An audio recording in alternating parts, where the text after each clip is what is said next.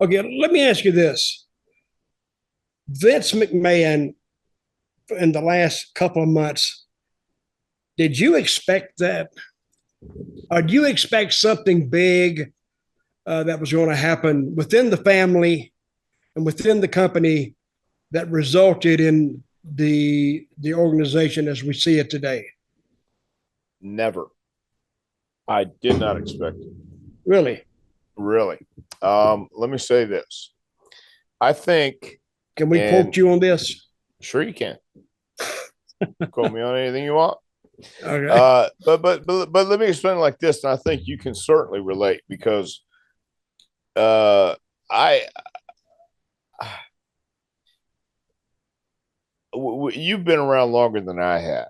You've seen more things than I've seen, not just in the wrestling business, but you study the news, you study the trends, you study the odds and ends and things like that. That's why it was always interesting going on a trip with someone who could talk about something other than.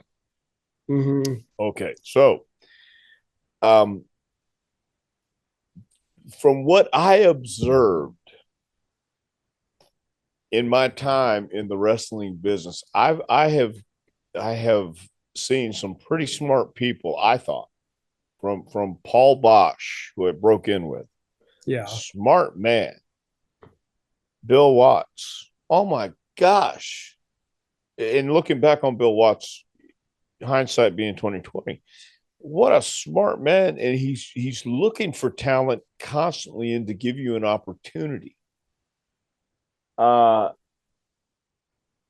the one I was disappointed in the most was Mike LaBelle, but that's a whole different story. But Vince McMahon, of all the people, was beyond a shadow of a doubt the smartest, the coolest. I've seen him angry, Mm-hmm. but he could be empathetic, sympathetic, and ruthless and cutthroat all at the same time. But I chalked that up to being in business, and I chalked that up to what I've also learned through Bruce. Bruce Mm-hmm. learned a lot from Vince, but never what did I think we would see a day when Vince wouldn't be going to work, sitting at the desk or behind his desk, not sitting there, but behind his desk working. I think it happens, and I've heard this said before. Most people who are that successful have these ferocious appetites, not just for food, but for life and living. And there's not enough hours in the day to get it all in. And I've always heard that Vince didn't want to slow down. There's too many things he wanted to do. So, however, this came up and people became aware of it, had to be leaked. Of That course. well, I'll tell you. okay, but who Yeah, leaked go it? ahead. I know who leaked it. I think I do. Okay, Nick Khan. I think that's why he was sent there. well, I've heard that theory, but how if it's so obvious, and how did it? They can't prove it. Right, that's And what I'm it's getting at. So how do you I how did think that he even was come sent about? there because they were expecting this is what you use in world politics, a regime change. That's what he was actually sent in there, and they started cutting all this Well, talent and cutting the talent and cutting the talent, getting it down, getting it down, getting it down. So it but would look who is they? Dutch, who is they that sent him? well. Nick Khan did it, and him and his No, people no, did it. but who sent Nick Khan there? How did Nick Khan get hired? How did he Who get did the hired? hiring? Huh? Uh, did he take somebody's place or no? I don't know. I I don't really know don't. either. I don't know the circumstances. But if Vince was the chairman, and I know you have people on the board, but how did you allow this? Yeah, but I This don't. But they didn't tell Vince what they were doing. no, I understand. They needed this person in Nick Khan's slot. I'm But thinking who is they? Who is the the entity that board. you? The entire board got together and said we need somebody to come in and get rid of Vince. Well, I think they had to vote on it, didn't they? I don't know. That's what I'm asking. But either way, it got leaked. And you can't forget family members. You can't forget Triple H and Stephanie, which I would kind of push off for a while, but they knew the story, and they heard Stephanie took a leave of absence 3 weeks or 4 weeks before all this happened, so she could just get away from everything, so they couldn't tie her to nothing. Of course, I'm just spitballing now. No, I understand. I totally understand this. I've heard these theories going out there, but what I come back to is there had to be they or that. Yeah, there had to be they. Had to be a leader to start this. Yes. Yes. It had to get the ball rolling. Well, I think Trump did it. He did everything else. I think he went undercover and got Vince out. I agree. It makes sense, perfect sense to me, because he had a bigger plan. He was jealous of Vince. Yeah, I agree. But no. On that deal here, it's one of those things that is it.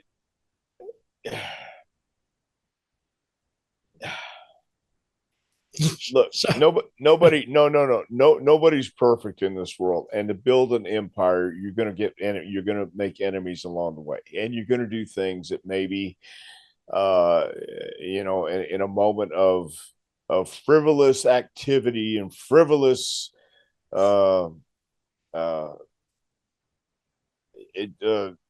habits. Let me ask you this. In your time in WWE, did you ever see any of this or suspect any of this was happening? That's an answer. Are you kidding? Suspect? Well, I mean, we could suspect all we want, but did I actually see it? No, because the office when I was there at that time had a pretty strict, I don't want to say strict, but it was pretty business-like, and it was supposed to be business-like. Gee, what a fool I was, right? But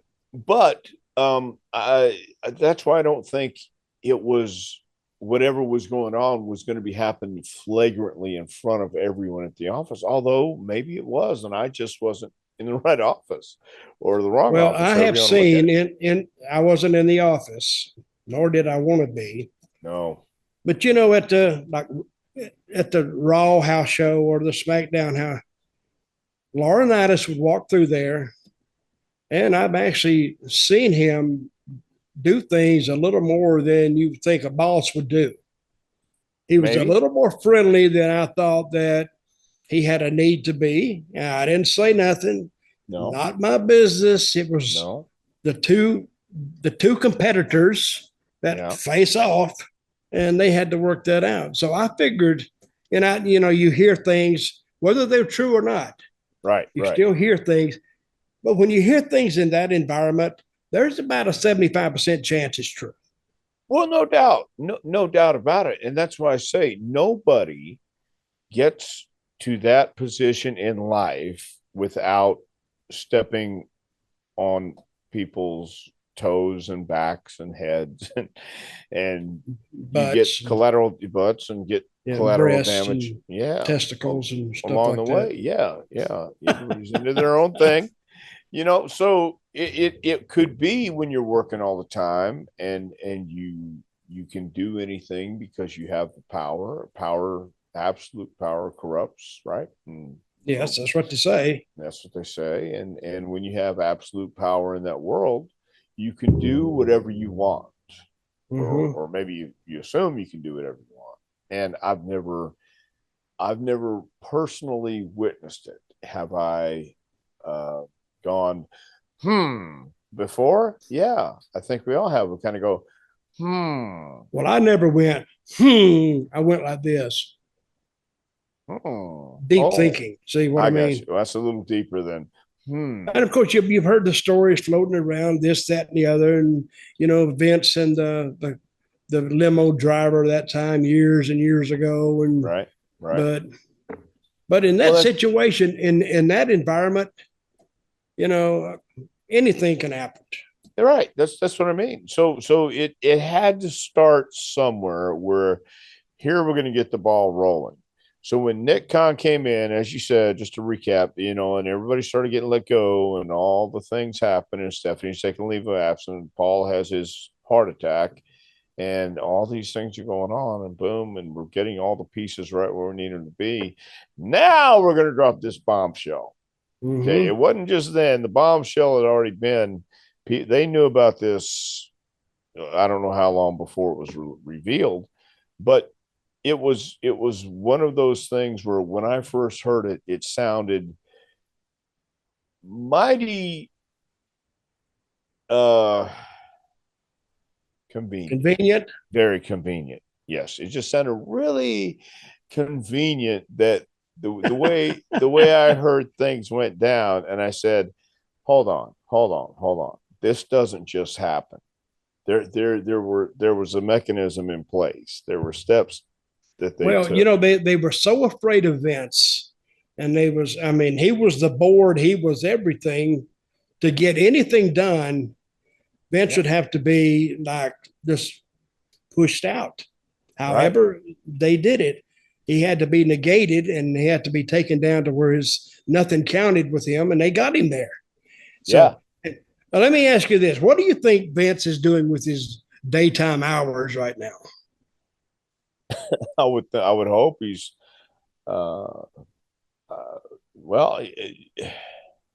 I would hope he's relaxing, but I don't know if he's capable. I just don't know. I don't think he's capable either. No. So what does someone like that who's worked his entire life? You can only work out so much. Right. Because I remember going to the towns, wherever Raw or wherever, and my hotel was always where my deal. I stayed where Vince stayed. Right. I stayed where the writing staff stayed. Every hotel, I stayed there, and they paid for it, paid for my car, and they did a lot of, because they don't pay managers that much. I had a good deal, but they took care of a lot of my expenses. So I just went by what they gave me. Right. And we would come in late. Vince would, and he'd be going out at 2:00 or 2:30 in the morning to a gym to work out. And I went, damn. Right. That's a lot more heart than I got. Because when I see 2:30 in the morning, I'm hitting the bed.